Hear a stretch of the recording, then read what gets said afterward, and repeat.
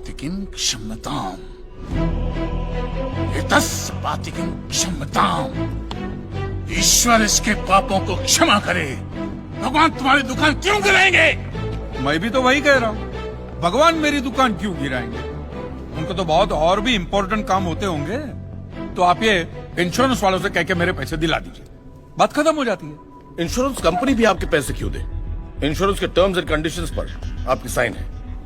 Exhibit number 1 sir. बस तो milord, फिर मुझे भगवान को ही पकड़ना पड़ेगा। तो फिर बुलाइए वो राम जी, शिव जी, गणपति, जिससे तेरे जैसे तुच्छ मनुष्य के लिए भगवान धरती पर नहीं आएंगे। होंगे तो आएंगे ना महाराज। अरे क्या इतना लाखों का टर्नओवर है आपको, और थोड़ा ही सेटलमेंट करना, कर दीजिए। मैं तो कैश डिस्काउंट भी दूंगा। सच। I object my lord. भगवान की सेवा कार्य को धंधा कह रहे मिस्टर कांत जी, बिजनेस? हाँ, ये बिजनेस ही है मिलोड, बिल्कुल बिजनेस है ये। किसी भी धर्म स्थल पे जाइए तो सबसे पहले पार्किंग का पैसा दो, फिर वो छोटी लाइन, स्पेशल लाइन में खड़े रहने का पैसा, फिर फूल, चद्दर, कैंडल खरीदने का पैसा, और दान पेटी बिल्कुल मूर्ति के सामने ही रखते, जैसे सर झुका पैसा डालना पड़ता है। और ये लोग तो भगवान के प्रसाद के लड्डू का भी पैसा लेते हैं मिलोड। जिस तरह म्यूजियम में मोम का पुतला दिखाकर पैसे लिए जाते, बास मंदिर में पत्थर का पुतला दिखाकर पैसे ले लेते। और पुजारियों की तो सैलरी भी होती है, इनकी छोटी है, उनकी बड़ी है। और आपको तो इनकम टैक्स में भी बेनिफिट है कि नहीं है? तो फिर इसमें सेवा कहां से आए? और मिलोड, ये तो ऐसा धंधा है जिसमें कभी भी रिसेशन नहीं आता। नहीं, उल्टा रिसेशन में तो इन लोगों का धंधा डबल हो जाता है। हे भगवान, भाई भगवान, हो भगवान।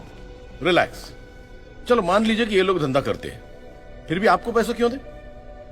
इंश्योरेंस में आप प्रीमियम भरते, इसलिए आप इंश्योरेंस से पैसे मांग सकते हैं, लेकिन मंदिर वाले आपको पैसा क्यों दे? क्योंकि मैंने इनके मंदिरों में भी प्रीमियम भरे हैं महाशय, कहने की वजह से। ये देखिए, पहला प्रीमियम मैंने भरा था 15 से 1 रुपये का। साउथ में बहुत बड़ा मंदिर है, उसमें मैंने पैसे भरे थे। देखिए, फिर ये देखिए, हर साल 1000 रुपए भर रहा हूँ आपके गणपति के स्टॉल में। देखिए, उसे स्टॉल नहीं मंडप कहते हैं। मिलोड, वो मेरी सासू माँ बीमार रहती थी तो मंदिर वालों ने कहा कि 11,000 रुपया दो, पूजा कराओ, फिर देखो। कैंडल, फकीर की झोली, बाबा की अगरबत्ती, माँ की चुंदड़ी, टोटल में 10-10.5 लाख रुपया इन सारी दुकानों में भर चुका हूँ। बस क्या दुकान लगा रखा है? इसे मंदिर कहते हैं, मंदिर।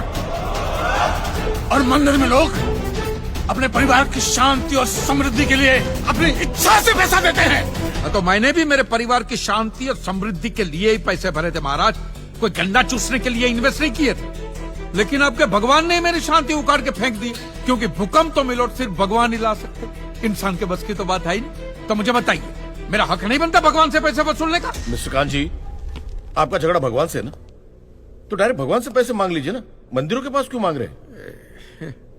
वकील साहब, आपके घर में बिजली या इलेक्ट्रिसिटी कौन सी कंपनी की आती है? रिलायंस की ना। तो घर में जब कभी भी बिजली का प्रॉब्लम होता है तो आप रिलायंस की ऑफिस में ही फोन करेंगे ना, सीधे अनिल अंबानी को तो नहीं बुलाएंगे ना। अनिल भाई आओ लाइट की, अनिल भाई आओ लाइट की।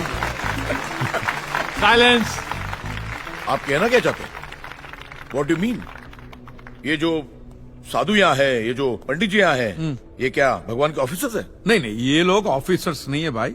ऑफिसर तो पढ़े लिखे लोग होते हैं, ये लोग तो देखो मुंह देखो, सेल्समैन है मिलोड, सेल्समैन। भगवान के कलेक्शन एजेंट है, क्योंकि इन्होंने भगवान की फ्रेंचाइजी ली। न्यायाधीश महोदय, ये मनुष्य नास्तिक है। जो ये कह रहा है उसका ज्ञान स्वयं से नहीं है,